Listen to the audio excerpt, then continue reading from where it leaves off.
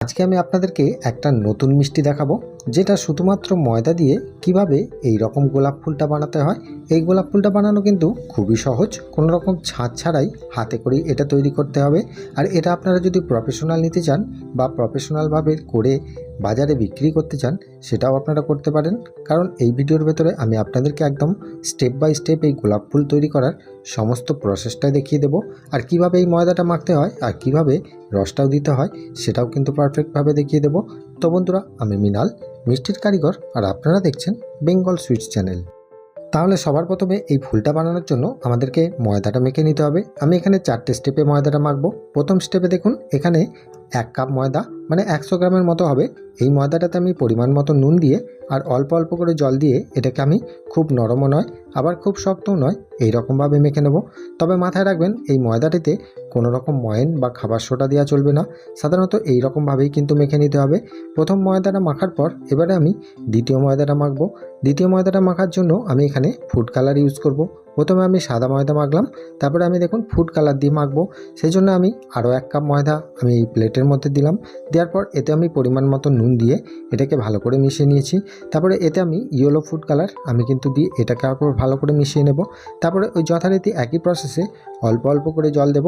আর ময়দাটিকে একই রকমভাবে খুব শক্তও না হয় খুব নরমও না হয়, এইরকম স্ট্রাকচারের মধ্যে ময়দাটাকে খুব ভালো করে মেখে নিতে হবে। মেখে নেওয়ার পর আমি একটা জায়গায় এই রকমভাবে রেখে দেব। তারপরে দেখুন আরেকটি স্টেপ আছে, 3 নম্বর স্টেপ। এখানে আমি আরেকটি ফুড কালার ইউজ করছি। এখানে আমি দেখুন আরও 1 কাপ ওই একই পরিমাণে ময়দা নিয়েছি। তাতে যথারীতি একই রকমভাবে লবণ দিয়ে এটাকে মিশিয়ে নেব।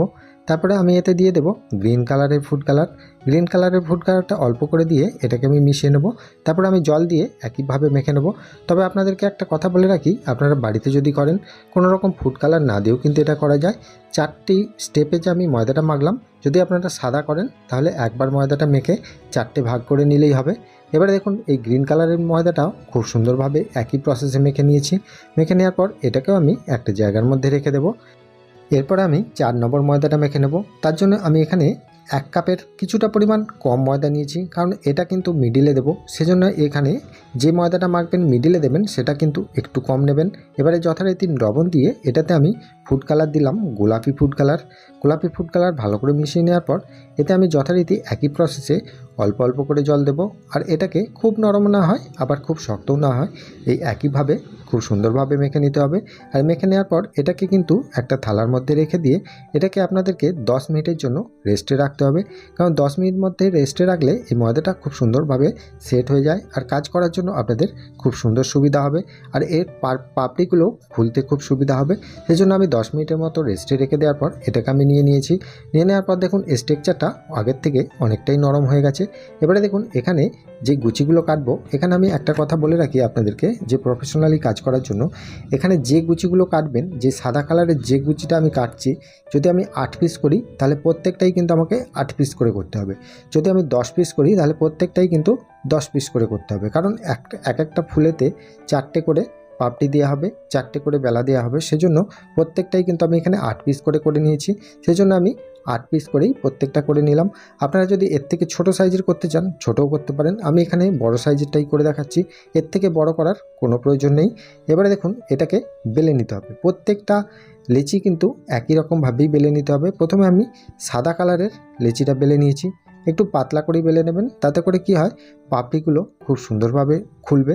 এরপর দেখুন এখানে আমি বলে রাখি আপনাদেরকে, এখানে কখনোই আপনারা অ্যারারুট বা তেল দিয়ে বেলতে যাবেন না। কারণ এটা যখন আপনারা টিচ করবেন নিচের দিকটা, সেই নিচের দিকের টিচটা কিন্তু অ্যারারুট বা তেলের সাহায্যে ধরবে না, সহজে এটা খুলে যেতে পারে। সেজন্য আপনারা চেষ্টা করবেন ময়দা দিয়ে বেলে নেবার।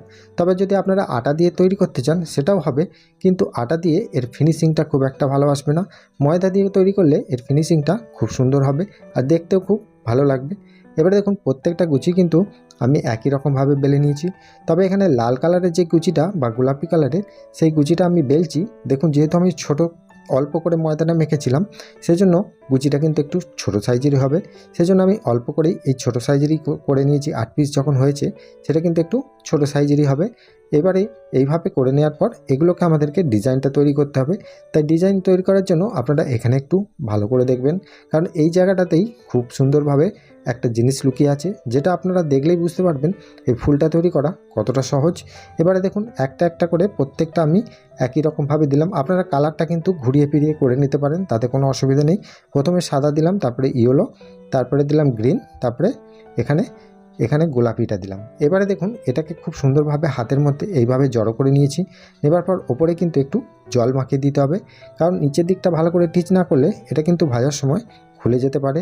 সেজন্য জল মাখিয়ে দেওয়ার পর নিচের দিকটা এইভাবে একটু জড়ো করে নেবেন, দিয়ে আঙুলে করে একটু ভালো করে প্রেস করে করে এটাকে একটু ভালো করে টিচ করে নেবেন। যেমন একটা ফুলের পাপড়ির যে বোঁটাটা হয় সেই ধরনের যেন দেখতে হয় সেরকমভাবে করে নিতে পারেন।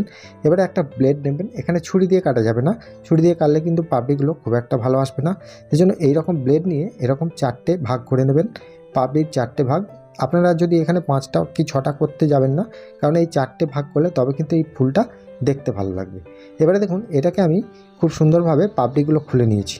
প্রথমে যখন আমি কেটে নিয়েছি, কেটে নেওয়ার পর পাপড়িগুলোকে এইভাবে একটু হাতে করে খুলে নেবেন, নাহলে কিন্তু এটা জড়িয়ে যেতে পারে। এইভাবে খুলে নেওয়ার পর আমি রেখে দিলাম। দেখুন আরেকটা তৈরি করে আপনাদেরকে দেখিয়ে দিচ্ছি।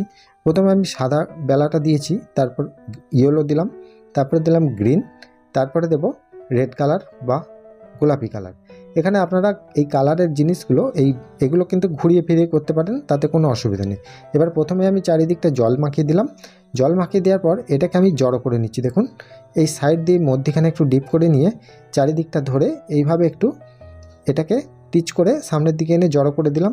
দেওয়ার পর যেহেতু এখানে জল মাখানো আছে, সেজন্য এখানে এই পেছন দিকটা একটু ভালো করে টিচ করে দিলেই এটা সুন্দরভাবে টিচ হয়ে যাবে। আর এই কাজটা একটু ভালো করে করবেন, নাহলে কিন্তু ভাজার সময় এই পেছন দিকটা খুলে যাওয়ার চান্স কিন্তু খুব বেশি থাকে। সেজন্য খুব ভালো করে এটাকে টিচ করে নেওয়ার পর তারপরে আপনারা এটাকে কাটবেন। এবারে দেখুন এটাকে আমি যখন কাটবো, ব্লেডটা যখন আমি এখানে বসাচ্ছি, দেখুন ব্লেডটা কিন্তু অর্ধেকটা ঢুকছে। এই রকমভাবে ব্লেডটা বসাবেন, খুব বেশি পাপড়িগুলোকে বাড়িয়ে দেবেন না, এইরকমভাবেই করবেন। যদি মনে হয় পরে কিন্তু এটাকে কেটে নেওয়া যাবে।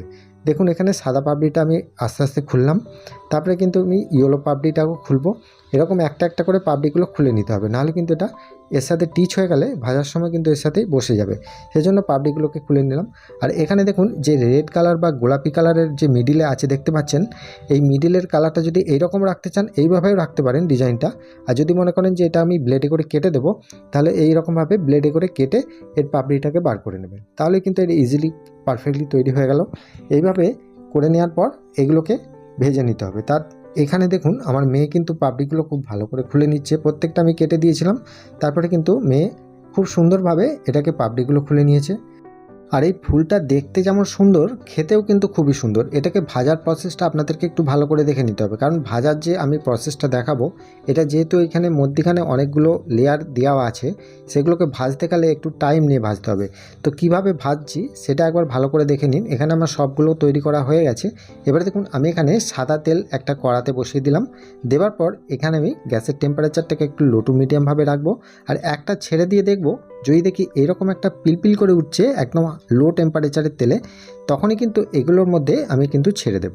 এখানে আমি চারটে করে দুবার ধরে ভাজবো। সেই জন্য দেখুন এর তেলের টেম্পারেচারটা অবশ্যই আপনাদের মেপে দেখিয়ে দিচ্ছি।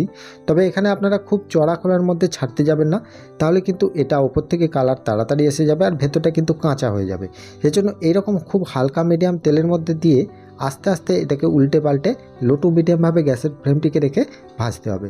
তবে এখানে যেহেতু এখানে কোনো ময়েন বা কোনো খাবার সোডা দেওয়া নেই, তবে আপনাদের ভয়ের কিছু নেই যে এটা যদি হালকা তেলের মধ্যেও ভাজেন, সেক্ষেত্রে এগুলো ভেঙে যাবার বা খাস্তা হয়ে যাবার কোনো রকম চান্স থাকবে না, যেহেতু এখানে কোনো রকম ময়েন ইউজ করা হয়নি।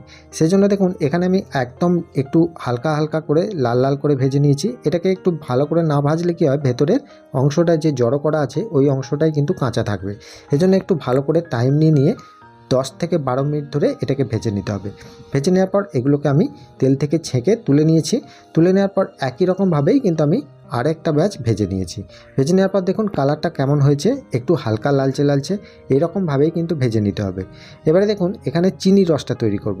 তার জন্য দেখুন এখানে আমি 1 কাপ চিনি, মানে এখানে 250 গ্রামের মতো চিনি, এখানে সাধারণত আপনারা 150 গ্রাম চিনি করলেও হবে, আমি এখানে একটু বেশি পরিমাণ চিনি আপনাদেরকে দেখাচ্ছি। আর এখানে 1 কাপ চিনির জন্য হাফ কাপ জল, মানে যে বাটির পরিমাণে আপনারা চিনিটা নেবেন তার হাফ কিন্তু জলটা দেবেন।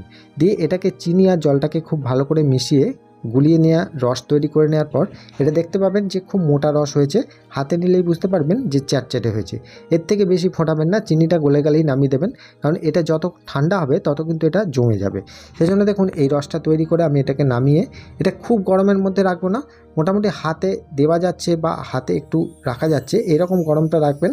আর এখানে দেখুন একটা এরকম ফুল দিয়ে এর ওপর থেকে আমি কিন্তু রসটা তুলে তুলে এর মধ্যে দেব, আর এটাকে আমি 1 মিনিটের জন্য রসের মধ্যে ভিজিয়ে রাখবো, তাহলে কিন্তু রসটা টেনে নেবে। তবে আপনারা এখানে ফুলটা যে ভেজেছি এই ফুলটা সম্পূর্ণ ঠান্ডা করে নেবেন, খুব গরম অবস্থায় রস দেবেন না, তাহলে কি হয় ভেতরটাই কিন্তু কাঁচা থাকবে। আর এখানে দেখুন খুব ঠান্ডা হয়ে যাওয়ার পর এর সমস্ত যে রসটা থাকে ফুলের, সেই রসটা কিন্তু মরে যায়, তার জন্য এটা খাস্তা ভাবও ভালো আসে আর রসটাও কিন্তু খুব ভালোভাবে ধরে। এবারে দেখুন রসটা কিন্তু খাওয়ানোর সময় এইভাবেই খাওয়াবেন, এরকমভাবে রেখে আপনারা 1 থেকে 1.5 মিনিট যদি রসের মধ্যে রাখেন তাহলেই কিন্তু বুঝতে পারবেন যে রসটা সম্পূর্ণ টেনে নিচ্ছে। আমরা মিষ্টির দোকানে যখন করি একসাথে অনেকটা পরিমাণ রস থাকে, একসাথে সবগুলো ডুবিয়ে দিই, কিন্তু বাড়িতে করলে সেটা সম্ভব নয়, অল্প অল্প চিনি রস করবেন আর এইভাবে ডুবিয়ে দেবেন। আশা করি এই ফুলের রেসিপিটা বুঝতে আপনাদের নিশ্চয়ই কোনো অসুবিধা হয়নি। এবারে দেখুন সবগুলো রস দেওয়ার পর আমি এখানে টিপে টিপে দেখাচ্ছি কত সুন্দর ভেতরে রসটাও ঢুকেছে, আর একটা ভেঙেও দেখাচ্ছি কত সুন্দর খাস্তা হয়েছে। আপনারা নিশ্চয়ই দেখেই বুঝতে পারছেন। এই রকম প্রসেসে যদি আপনারা করেন তাহলে আপনাদের এই ফুলটা একদম এই রকম কোয়ালিটি হবে। তবে বন্ধুরা আজকের রেসিপিটা আপনাদের কেমন লাগলো সেটা আমাকে প্রত্যেকবারের মতো কমেন্টে জানাতে ভুলবেন না। ভালো থাকবেন, সুস্থ থাকবেন, দেখা হচ্ছে আবার অন্য কোনো রেসিপি নিয়ে। নমস্কার।